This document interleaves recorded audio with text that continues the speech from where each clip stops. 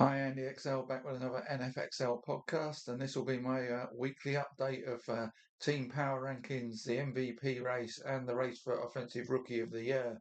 So, this is after week 11's actions. And let's start with the team power rankings and a new number one. Um, Moving up from two last week, the Los Angeles Rams are now my number one team in the NFL.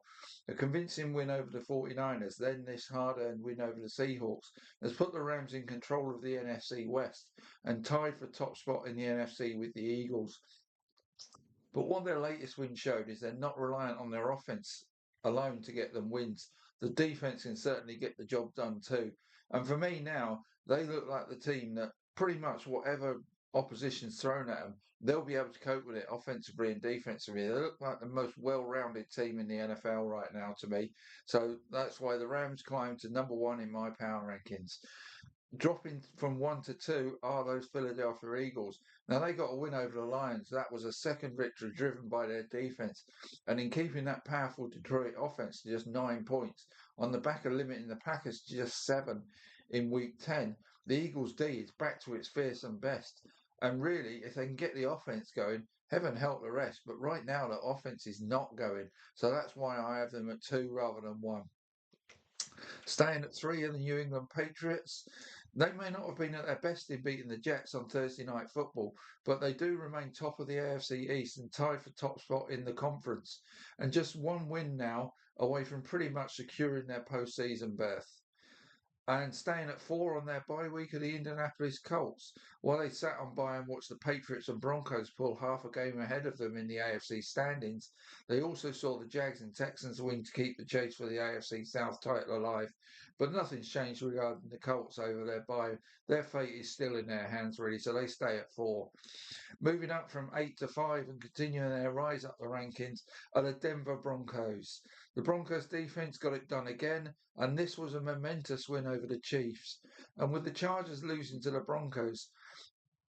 Chargers losing too, the Broncos now have a firm grip on the AFC West ahead of their bye week. So all looking rosy in Denver at the moment. Right, up from 11 to 6. The Buffalo Bills, yo-yo back up these rankings, following a win over the Bucks that puts them at the front of the AFC wildcard race.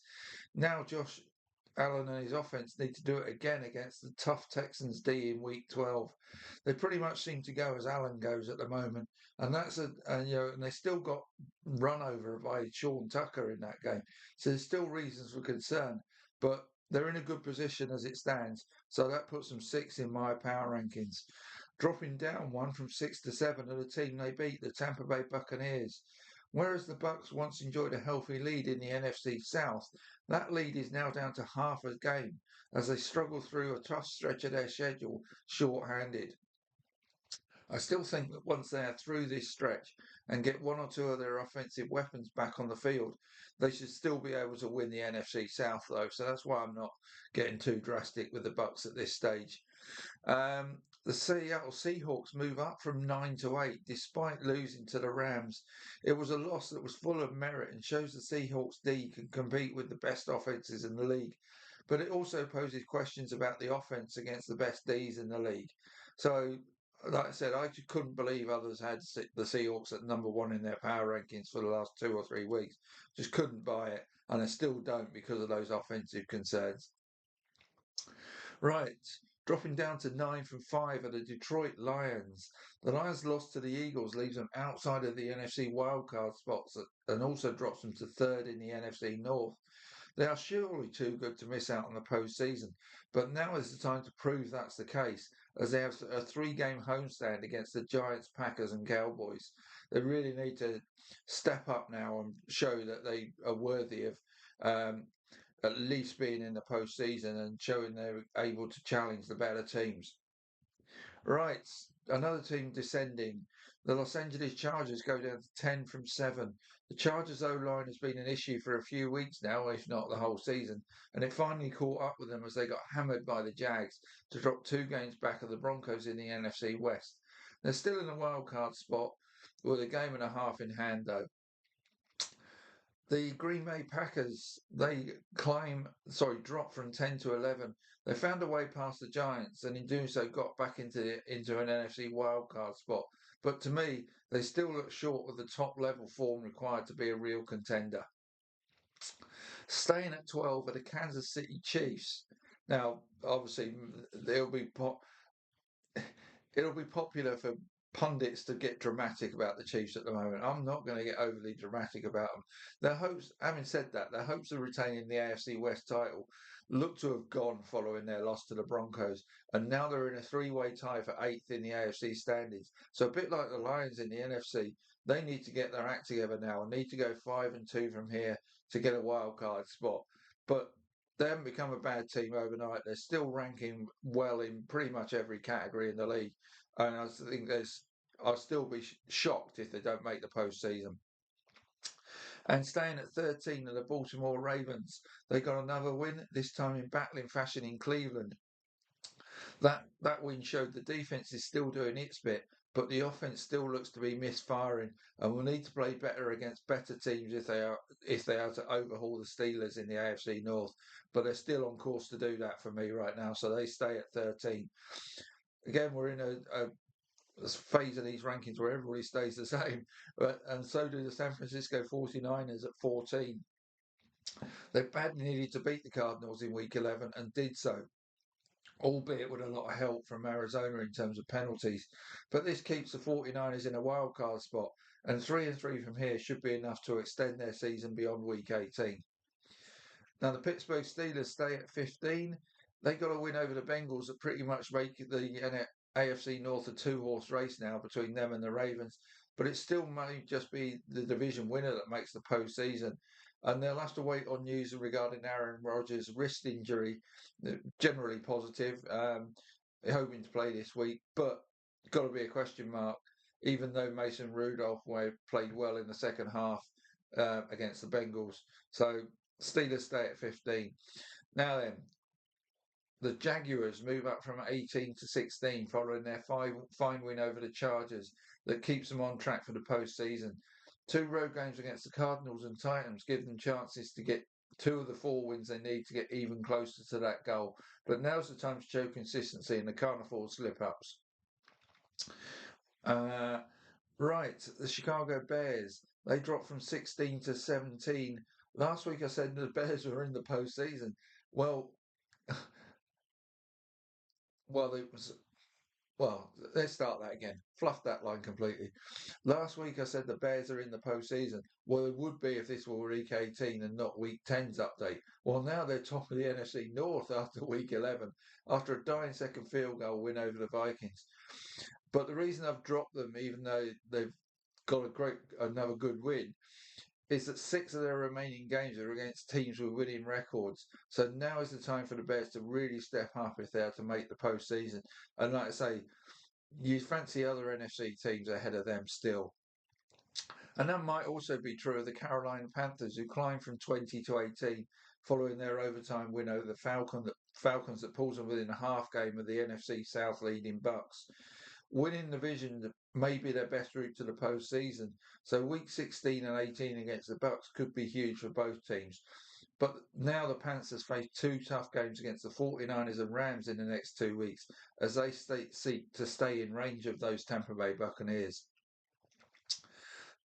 Dropping two from 17 to 19 are the Houston Texans. The Texans D, just like the Broncos, got them another win here, but it was too close for comfort against the Titans. And the Texans need to get their offense going if they are to beat the likes of the Ravens and Chiefs to the postseason. So another team dropping even though they won, because I think their overall position still looks pretty flaky, to be honest.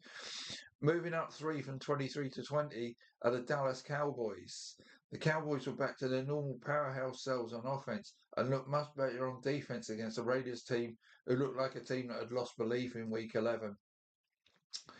With the Vikings, Falcons, Cardinals and Commanders falling away, the Cowboys are now 10th in the NFC and just 2 games out of a wildcard berth. But now they need a sequence of wins and have the Eagles, Chiefs and Lions to play in the next 3 weeks, blocking their path to the postseason. So this is really time for Jerry Jones's boys to step up to the plate against some tough opposition. Dropping 2 from 19 to 21 are the Minnesota Vikings. The loss to the Bears drops them 2.5 games out of a wild card spot and 3 games behind those Bears in the NFC North. They may need to win out from here to have a shot at making the postseason, and tough road games in Green Bay and Seattle are up next as the Vikings try to keep their season alive. Dropping a spot from 21 to 22 are the Cincinnati Bengals. Losing to the Steelers means they need to win out from here to have any chance of making the postseason. And with the next games being against the Patriots, Ravens, and Bills, the Bengals season is all but over now. Not even Joe Burrow can rescue it, surely. Atlanta Falcons dropped from 22 to 23. They lost narrowly again in week 11. That leaves them on the brink of oblivion this season, needing to win out from here to have any chance of making the postseason. The Miami Dolphins stay at 24. They just about managed to find a way to beat the Commanders in week 11. That win lifts them to 11th in the AFC standings, ahead of winnable games against the Saints and Jets. But wins for the Steelers, Ravens, and Texans did not help them in their pursuit of a wildcard spot from the AFC. The Arizona Cardinals stay at 25. They literally paid the penalty on numerous occasions as their indiscipline gave them no chance of beating the 49ers. And that has ended their season hopes, as I suspect 10 wins will be required to make the postseason. I just can't see the Cardinals getting to that mark. And the Cardinals, like I say, I just can't see them winning 7 in a row. The Washington Commanders stay at 26. The depleted Commanders battled hard against Miami, but lost to remain 14th in the NFC. The Raiders stay at 27. A poor showing this week. It really was, as they meekly folded to a revitalised Cowboys team. The Giants stay at 28. Like the Commanders, the Giants had a decent performance but lost to the Packers to fall to the bottom of the NFC standings now. The Saints stay at 29. The Giants' loss lifted them off the bottom of the NFC whilst they were on their bye week. The Cleveland Browns, I've lifted them from 31 to 30. They played really well on D. Myles Garrett was superb once again. He's unbelievable, that fella. But when Dylan Gabriel went down, the Browns got to see why Shadur Sanders slipped so far down the draft. That might be harsh on one performance, but it didn't look good. The New York New York Jets, I should say, dropped from 30 to 31 after another lackluster offensive performance. Saw the Jets lose again in week 11, and now they flip back to Tyrod Taylor again. What's going on? Anyway, the Tennessee Titans stay at 32. The Titans D emerged with credit against Houston, but another loss for the Titans in another week. Just the normal service, really. So that's the power rankings. Let's get on to MVP now. Now, I'm really going to start honing this in, I think, from this point on, because once we get past Thanksgiving, you're pretty much going to know who the shortlist is, and it's becoming a shortlist. I really think there's 4 main contenders now. The rest need to light it up for the rest of the season to get back into contention. So I've got Jonathan Taylor still at 1, even though he had his bye week. Matthew Stafford at 2, quiet week for him, but the Rams look good. And if they look good, he's going to look good. Drake May rises from 5 to 3 after New England's latest win. Similar applies to him as to Stafford. If the Patriots continue to go well, May's claim for MVP will move in that direction as well. And at 4, up from 9, he keeps yo-yoing like his team does. Josh Allen. Now, him and May, whichever one of them ends up winning their division, is going to be the prime MVP candidate from that division. So keep an eye on that one. But for now, Allen's at 4. And they're the 4 main contenders as I see it now. Outside of that, I'm just going to go through the list really without really talking about. Pat Mahomes, well, he could still rescue the Chiefs, but he's down from 4 to 5. Jalen Hurts up from 10 to 6, despite not really doing much. Christian McCaffrey up from 12 to 7. Another really strong game from him. Baker Mayfield drops from 6 to 8 as the Bucks tumble. Similarly with Justin Herbert, who goes from 3 to 9. The Chargers look to be in trouble in terms of winning that division now. Lamar Jackson's still not the dual threat quarterback he was pre-injury, so he drops from 7 to 10. Jackson Smith and Jigba keep 11 after another strong performance from him for Seattle in the defeat. I've taken Jared Goff out of the list because Detroit are in trouble, it looks like. and Goff isn't doing enough to merit MVP candidature. One other one I'll mention, because I don't think he's a candidate for MVP, but if he was on a team that was even half decent, surely he'd be getting discussion. The superb Miles Garrett, he just is warrants a mention. What a season that guy's having. Right, that's MVP. Let's have a look at offensive rookie of the year. And a bit like MVP, I'm trying to hone this down a bit now. I think there's 7 ahead of the pack, and it's really likely one of them wins it. And it was a pretty quiet week in terms of what happened in this race this week. Emeka Ibuka didn't have his greatest game, but he's still at 1. Ashton Yonti had a really quiet one for the Raiders. He's still at 2. Tyler Warren was at bye, but he stays at 3. Ted McMillan, he's on the up. And looks to be progressing really nicely through this season. And he's up from 5 to 4. Trevayon Henderson rises from 7 to 5 after his second really good performance in a row. Interesting to see how any potential return for Ramondre Stevenson affects his output, though. Quinshon Junkins had a quieter one for the Browns, so he drops from 4 to 6. Carl Monangai did well again for the Bears. He's up from 11 to 7. And they're the 7, I think, because outside of that, we've got the likes of Aronde Gadsden, who have dropped a couple of spots to 8. Harold Fanning went down from 8 to 9. Jackson Dart isn't playing, so he dropped from 9 to 10. Similarly, Omari and Hampton 10 from 11. If he doesn't get back on the field soon, he's got no chance. Ja'Cory Krosky Merritt is losing time at Washington, so he stays at 12. Colston Loveland didn't have a massive game for the Bears, so he stays at 13. And Tyler Shugg is just a nominal person in there at 14, in case he really got going in the back end of the season and lifted the Saints up the rankings. But really, like I say, I think it's those top 7 that it's the offensive rookie of the year is going to come from now. So that wraps up that update. I'll be back shortly with Week 11's good week, bad week, which applies to the teams and how they did in how Week 11 turned out for them. So stay tuned for that. See you soon.